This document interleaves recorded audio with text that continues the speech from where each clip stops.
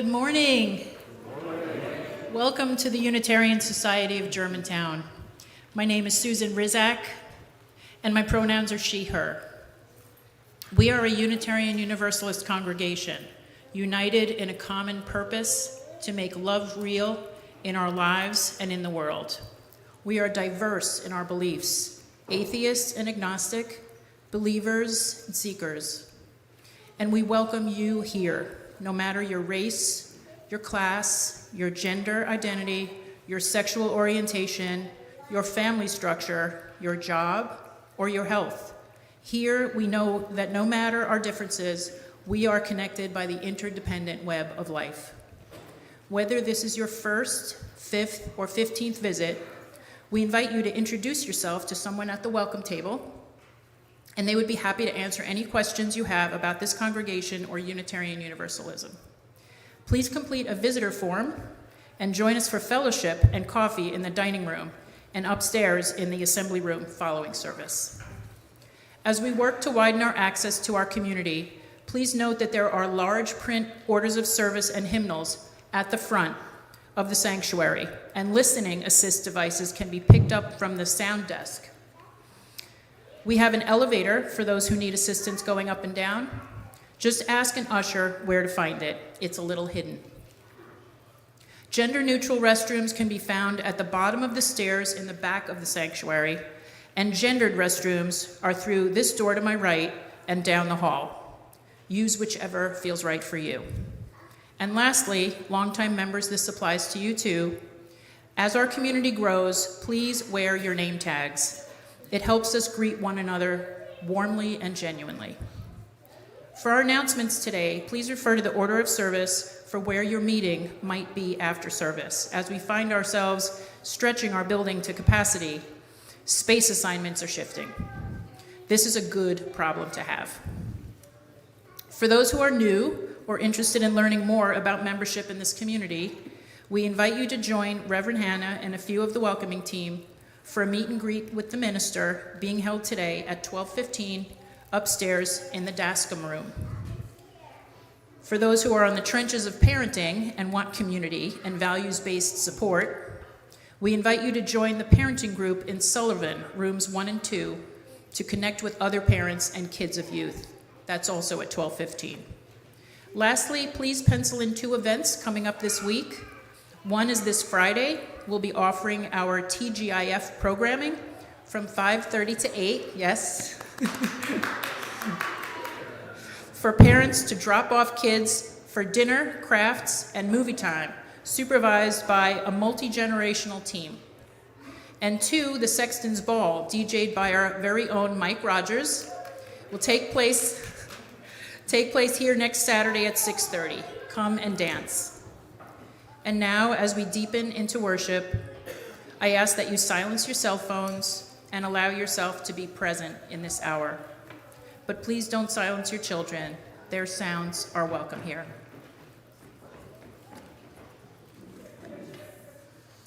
Good morning, Unitarian Society of Germantown. My name is Reverend Hannah Capaldi. I use she, her pronouns, and I serve this congregation as your minister. It is good to be with you today. Can you take a seat? No. She wants me to talk about her. I'm not going to talk about her.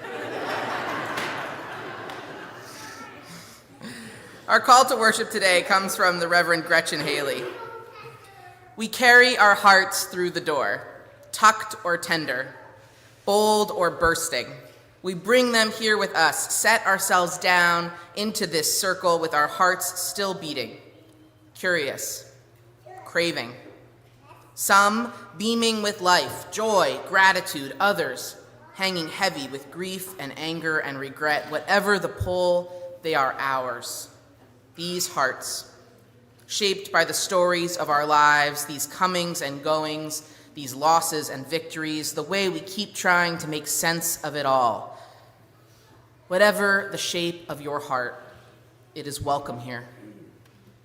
Be not afraid of judgment, being not enough or too much. Be not afraid to bring your whole self, war-torn and weary, wondering and whispering each day with more urgency, come on, life.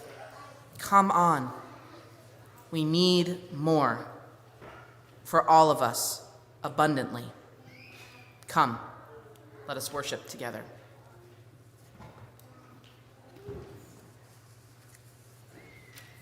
Our chalice will be lit today by Francis. Please join me in unison with the words printed in your order of service. We light this chalice, the beacon that calls us to love, to justice, to a deepening of the Spirit.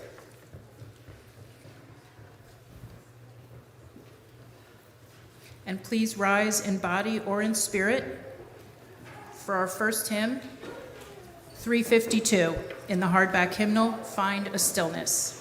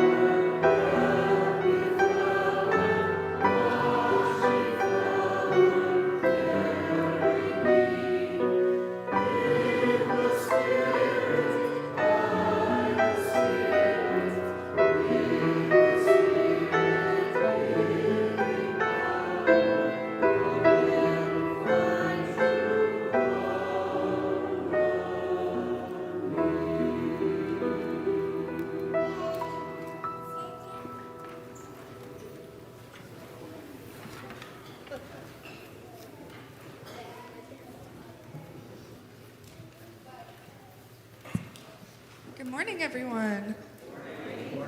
My name is Zoe Johnston. I use she, her pronouns, and I'm the Director of Spiritual Development here. And that means it's our time for all ages. So I invite all of our kids, our youth, our caregivers, those young at heart, to come join me up at the front for a time together. And those in the wiggle room as well. I know we have the door closed, but this is your time to come down.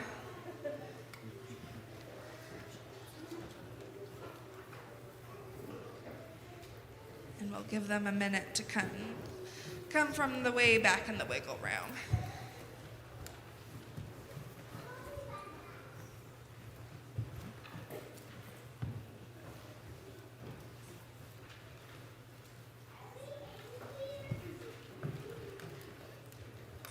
So this morning we're going to do a mindfulness practice together. Do any of you know what mindfulness is? Edith or Lily?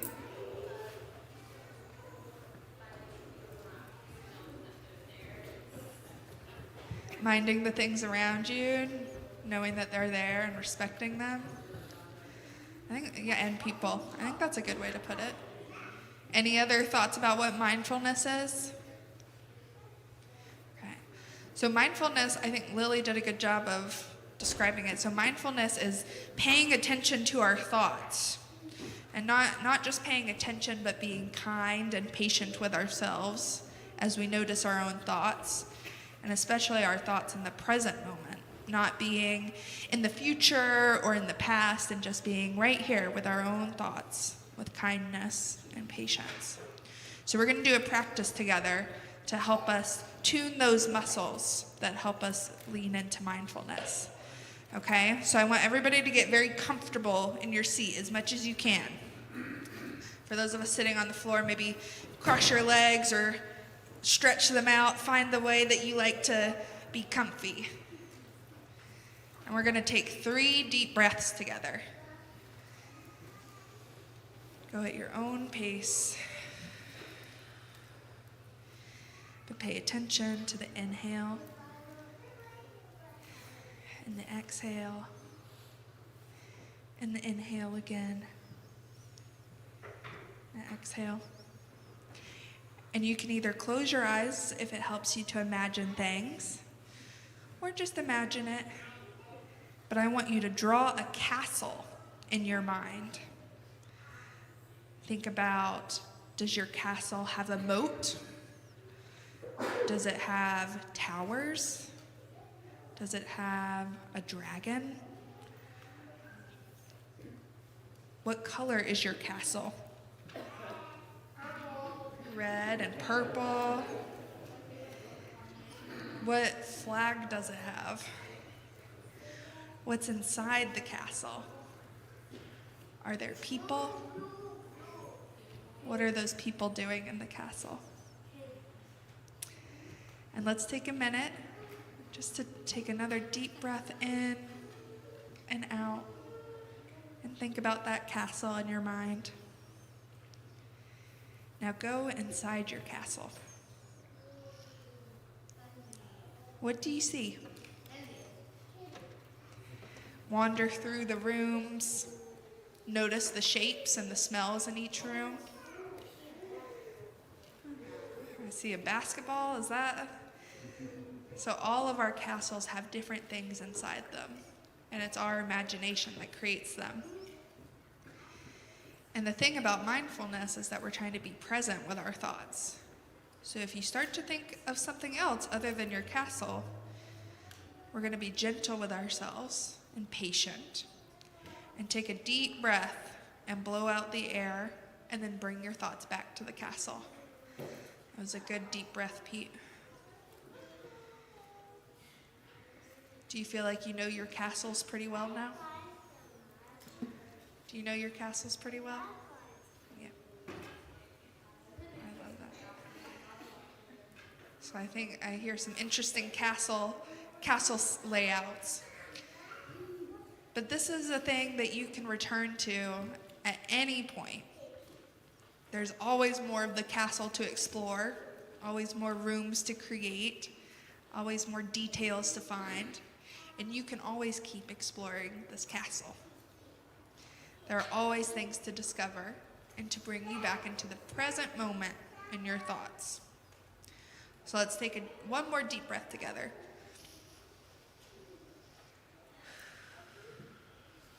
And let's go back out to the outside of our castles. Picture it in your mind one more time, whether it's green or red or purple. Purple. And give it a nice wave. Say goodbye to your castle for now. And hopefully you feel more present in the moment and more mindful of your own thoughts. I'm excited to hear about what all of your castles looked like. But for right now, we're going to go off to our classes together, and the congregation's going to sing us out. Thanks for doing that with me, everyone.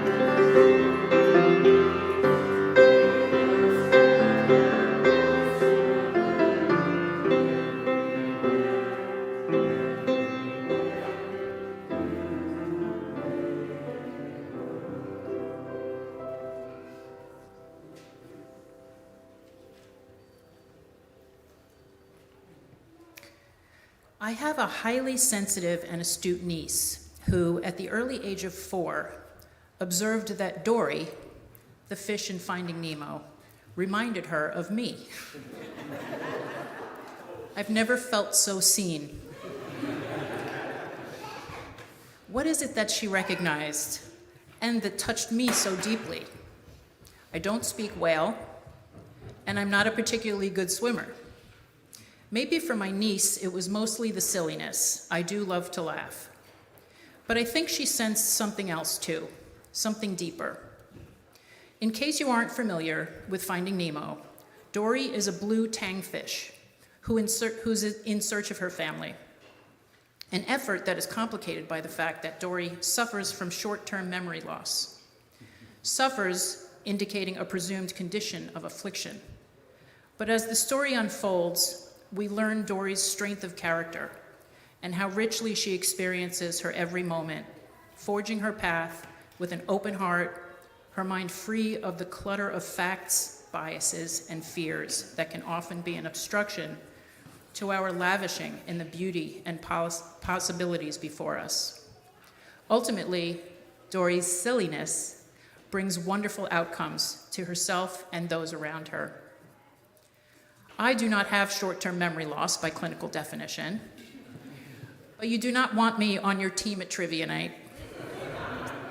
I much prefer my walks in nature, soaking in the colors and textures of the flowers and trees, without naming and classifying them. And I generally prefer attending film, art, and music without knowing the critics' reviews or set lists beforehand. I will look up information afterwards to learn about them, but the unencumbered openness to experiencing life is what nourishes my soul, welcoming the joy of discovery and leaving room for the silliness. Our Unitarian Universalist faith replenishes my sense of self and a feeling of connectedness with the community and a purpose in the world. This week, we share our plate This week, we share our plate collecting with Black Lives of Unitarian Universalism, or BLUU, which provides online worship, spiritual care, meditation, and gathering spaces for Black Unitarian Universalists to connect with and support one another. BLUU seeks to expand the power and capacity of Black Unitarian Universalists within our faith, providing support, information, and resources for Black Unitarian Universalists and doing justice-making and liberation through our faith. Please give generously, as we have found that the more we give away, the more that comes our way. To give in cash or check, drop in the plate as ushers pass by. To give by text, please follow the instructions on the back cover of your order of service.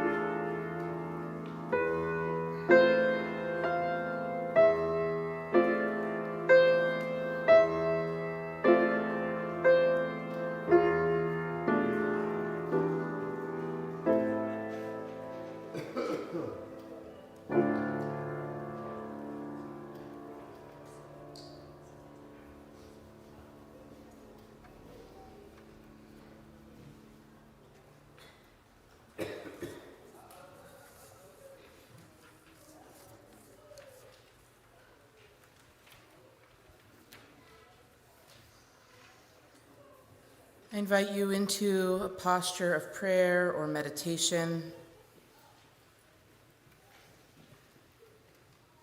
Let us settle in together.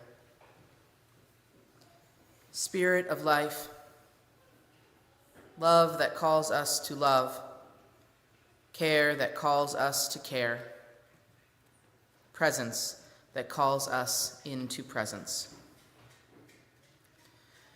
We give thanks that we have been brought together in this beloved place, this holy sanctuary, this sacred harbor, where we bring ourselves as we are, in times of sorrow, in times of joy, in times of confusion, in times of fear, in times of clarity, in times of quiet acceptance. In our efforts to pay closer attention to our inner lives, to each other and the world around us, may we notice divine essence today, however it expresses itself. May we cultivate presence and awe while we attune to the murmurs and shimmers within us and around us, whether it be the spark of a new idea, a vulnerable share from someone we love, or unexpected warmth from someone we don't know.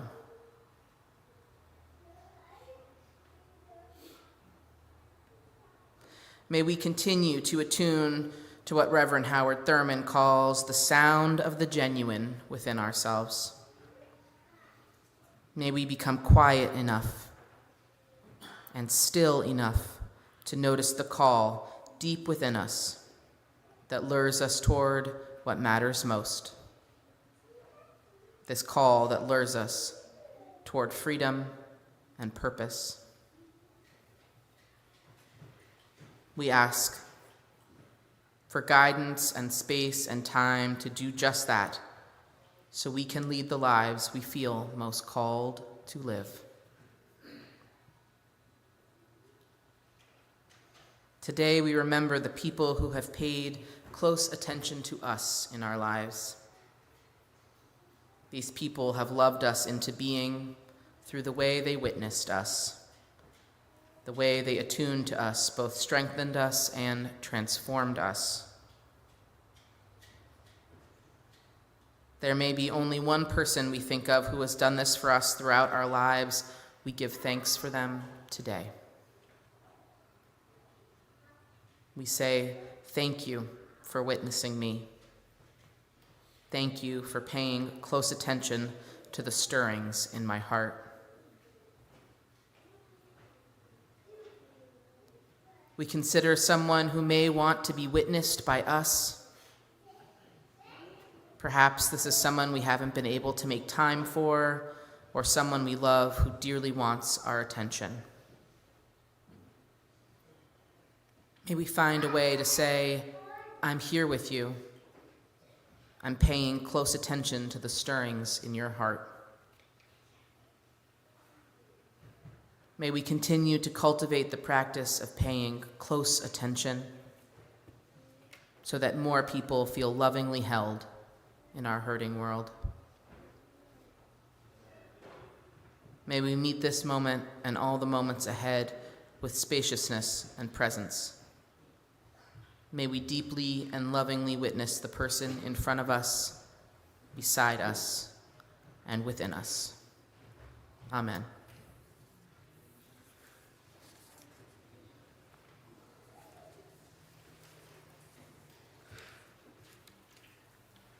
At this time, we invite you to contribute your joys or sorrows and sorrows to the bowls of water at the front of the sanctuary. Choose a smooth stone or a pebble and place it in the water to absorb your pain or ripple out with your joy. Sterns will play as we process.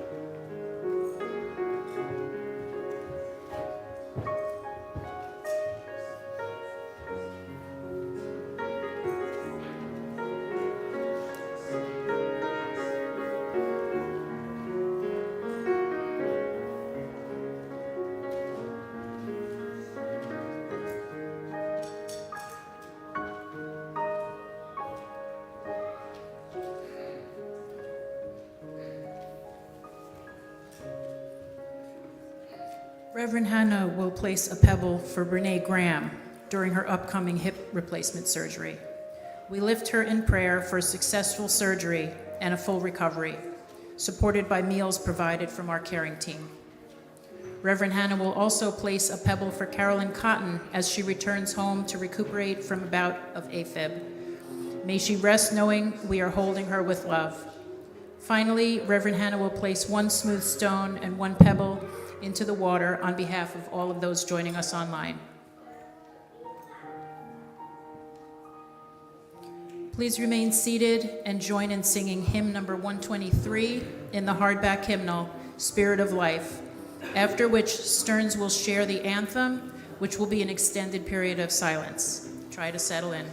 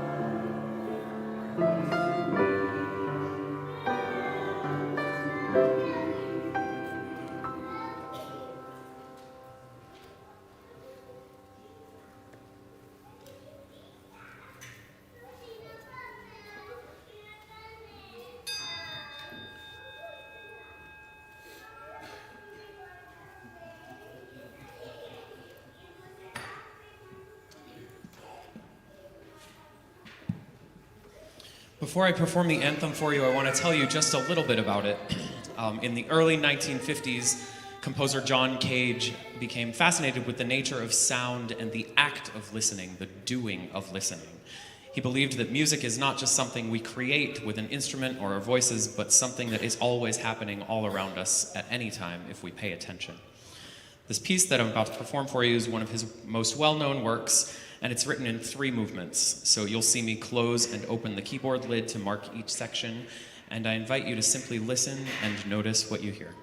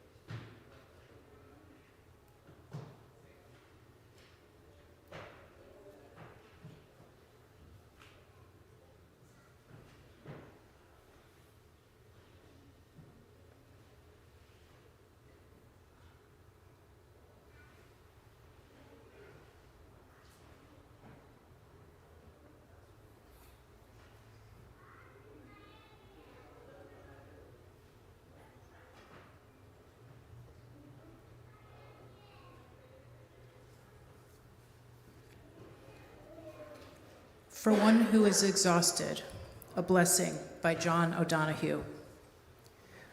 When the rhythm of the heart becomes hectic, time takes on the strain until it breaks. Then all the unattended stress falls in on the mind like an endless, increasing weight. The light in the mind becomes dim. Things you could take in your stride before now become laborsome events of will. Weariness invades your spirit. Gravity begins falling inside you, dragging down every bone. The tide you never valued has gone out, and you are marooned on unsure ground. Something within you has closed down, and you cannot push yourself back to life. You have been forced to enter empty time. The desire that drove you has relinquished. There is nothing else to do now but rest and patiently learn to receive the self you have forsaken in the race of days. At first, your thinking will darken, and sadness take over like listless weather. The flow of unwept tears will frighten you. You have traveled too far, too fast over false ground. Now your soul has come to take you back. Take refuge in your senses. Open up to all the small miracles you rushed through. Become inclined to watch the way of rain when it falls slow and free. Imitate the habit of twilight, taking time to open the well of color that fosters the brightness of day. Draw alongside the silence of stone until its calmness can claim you. Be excessively gentle with yourself. Stay clear of those vexed in spirit. Learn to linger around someone of ease who feels they have all the time in the world. Gradually, you will return to yourself, having learned a new respect for your heart and the joy that dwells far within slow time.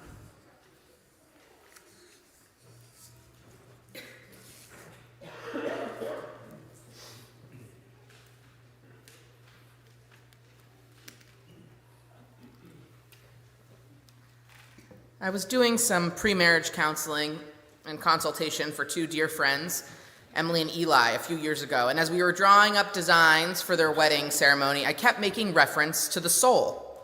Do we want the ceremony to stir the soul? Do we want people to feel as if their souls have come alive? What is it about the two of you, the relationship between your souls, that you want to convey to everybody gathered here that day? Finally, Emily, a friend of many decades, interrupted me and goes, Wait, you keep talking about the soul. I don't think I believe in that. Whoops. I guess I realized I've been running amok with this framework that my dear beloved friend of mine, a spiritual practicing Jew, doesn't quite connect with her. I don't think I believe in that, she said. Part of my surprise was that I just so very deeply believe in the soul. It's hard for me to comprehend that someone might not. Divorced from theology around salvation, the thing that gets saved, that's your soul, the thing that gets saved, this disembodied, amorphous thing that resides inside us and will go somewhere after we die, that's not part of our theology. But what is a part of our Unitarian Universalist theology is the idea that there is truth inside each of us, that in each of us resides a piece of God, a part of the divine. That is what I call the soul. Nobody knows what the soul is, says Mary Oliver. It comes and goes like the wind over water. And it's true. There are a lot of different ways to talk about the soul. Every faith across the planet has different ways to talk about it. Thomas Merton, Catholic mystic, calls it the true self. Buddhists call it the original nature, or big self. Quakers call it the inner teacher, or the inner light. Jews often call it the spark of the divine. Humanists call it identity and integrity.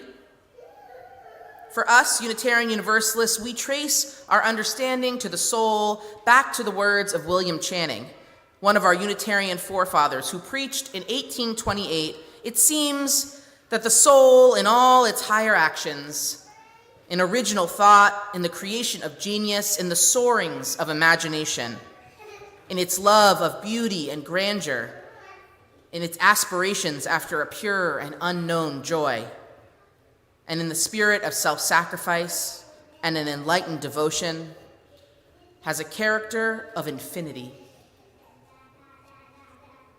For us, for you, the soul is the teeny tiny part of God that lives in us, the teeny tiny part of the infinite that resides in us, the teeny tiny node from which springs the thread connecting us to every other living thing on the planet, from which we weave our interdependent web. I believe in the soul. I believe I have one, and I believe you do too. I don't think soulless people wander into a church on a Sunday morning looking for answers to big questions. I often think that the soul is the driving force that compelled all of us to gather together, to seek out a community of other seekers. I think it is the part in us that is restless and hungry for meaning in lives that are otherwise bombarded with superficiality. I think it is the part of us that is lonely and aches for a sense of belovedness and belonging. I think it is an essential thing, a true thing that speaks to us, that we can be in dialogue with, that we can learn from and grow with, but only if we create the necessary conditions to listen to it and to invite it to speak, to get to know it and understand it, to approach it with curiosity and reverence. The soul might just be the compass which can help us chart a course towards a world that is better, more humane, more loving, if only we prepare the way. Parker Palmer writes, "The soul speaks its truth only under quiet, inviting, and trustworthy conditions." Quiet is hard to achieve in this world. And to be frank, many of us, myself included, don't always want the quiet. We don't always want to prepare the way to hear what the soul has to say to us, lest it cry out with disappointment, lest it cry out with hard truths that are painful to hear. I think I might be gay. I'm disappointed in my child. I feel adrift in my own life. My childhood still hurts to think about. I hate getting old. The world is burning and I am paralyzed.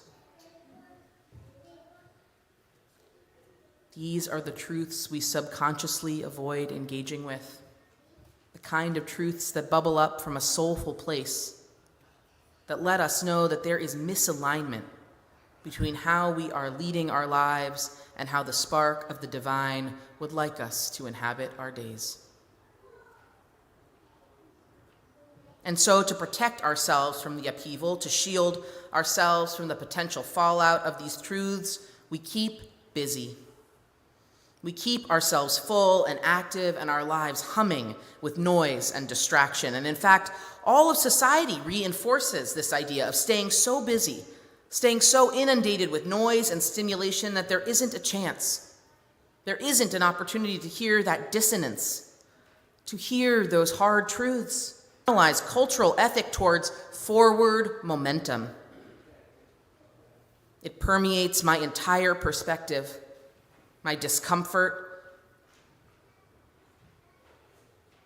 My discomfort was rooted in failing to meet that expectation, that there I am present in necessary stillness, and my body tingles with a version of the same anxiety I feel when I sense my career is stagnating.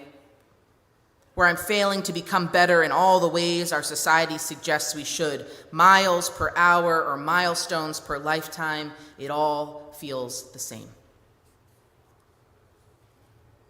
Miles per hour or milestones per lifetime, it all feels the same. We stay moving fast. We stay caught up in checking off boxes and advancing our careers and achieving and producing.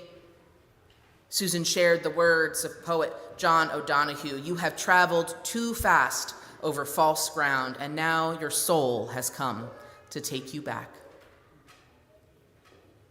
O'Donohue suggesting poetically that it is the soul that will pull you back from false ground, that urges you forward too fast. It is the soul that will tell you to slow down. Take a beat, take a breath, and listen. Listen for the divine that resides in you. For many, our lives feel like they are rushing and rushed over the false ground of a culture that does not love us back.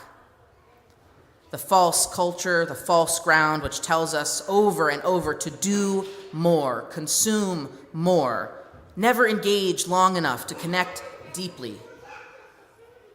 Our lives belong to us alone and not to the others in our lives, that we are what we produce and we are only as successful as the money we make. So much of what we do is out of mindless momentum, and the quiet makes us itch. The quiet makes our skin crawl. I know this feeling myself quite deeply because a few years ago I committed to honing a spiritual practice which would allow me to attune myself to my soul. After my meeting with Emily and Eli, I thought, if I'm so committed to this idea of the soul, why am I not trying to talk to it all the time? Why am I not trying to listen to it all the time? What must I do to create quiet, inviting, and trustworthy conditions? And so I went to Fishtown. And I submerged myself in a sensory deprivation tank. I did this once a week for about 3-ish months. I lay there in about 12 inches of highly salinated water, naked in the dark with nothing but a tiny blue light, and as the door closed over me, I was left alone with my thoughts, with my own form floating, utterly disconnected from forward progress, from momentum, from noise, distraction. Surely these are the trustworthy, inviting, quiet conditions Palmer talks about.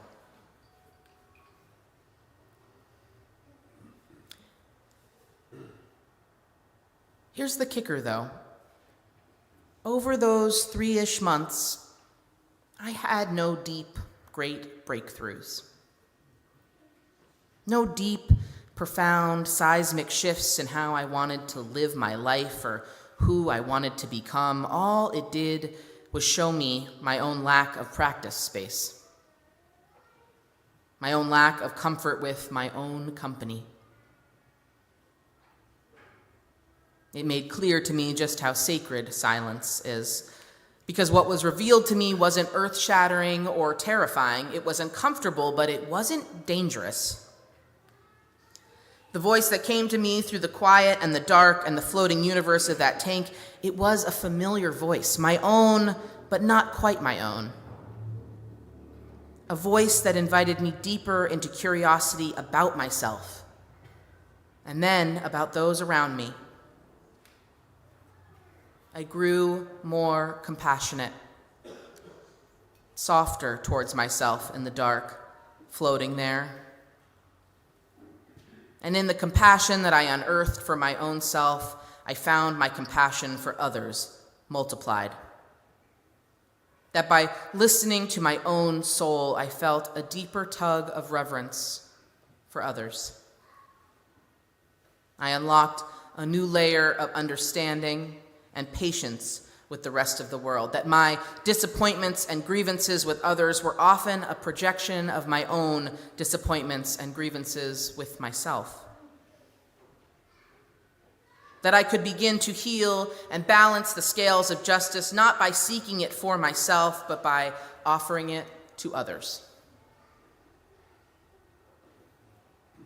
I noticed during those 3-ish months that when rage filled me and humiliated me when someone watched me struggle with the door and a stroller, I more quickly channeled that into a commitment to helping the next parent I saw doing the undignified stroller door dance. That rather than be angry at the person who watched me struggle, I could let that go and know that it said something about what I needed to do, not what they needed to do. My time in the tank, in the quiet, inviting, soulful circumstances opened me, softened me. When we see and recognize the holy in ourselves, we see and recognize the holy in all others. And by coming together in recognition of this holy that resides in each of us, we might just find ways and the strength and the prayers and the resolve to protect that holy part of every living thing.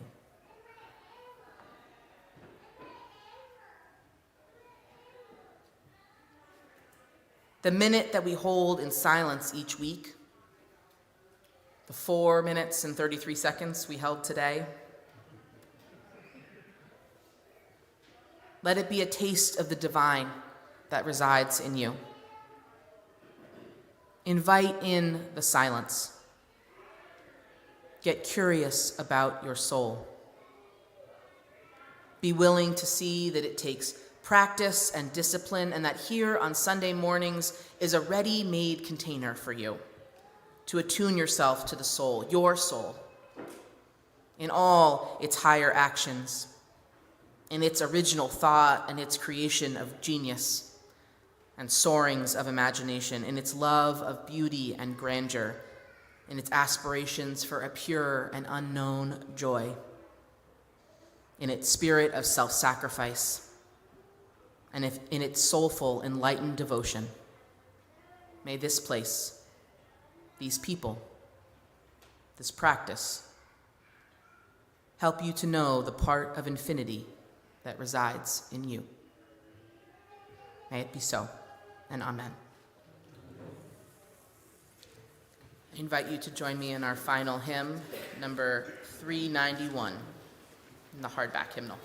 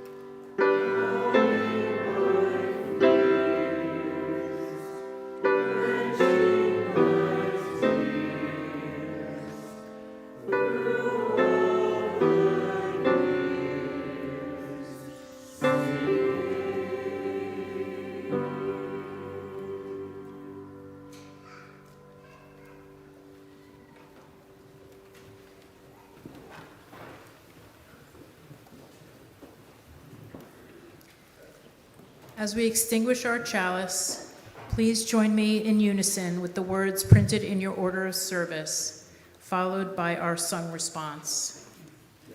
We extinguish our chalice, but the flame remains in us as we live into this mission of this congregation, building beloved community with compassion, service, and empowerment.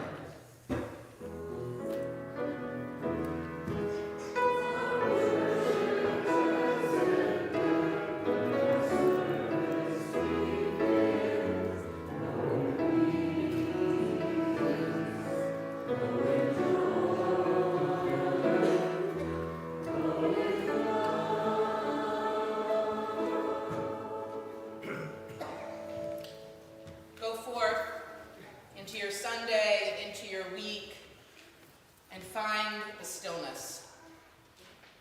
Hold the stillness.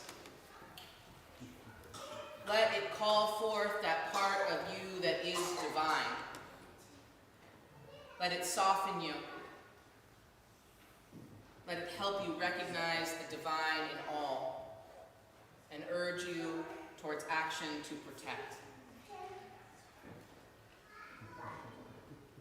Let us rest in the interdependent web of all creation, woven by each of us. May it be so, and amen.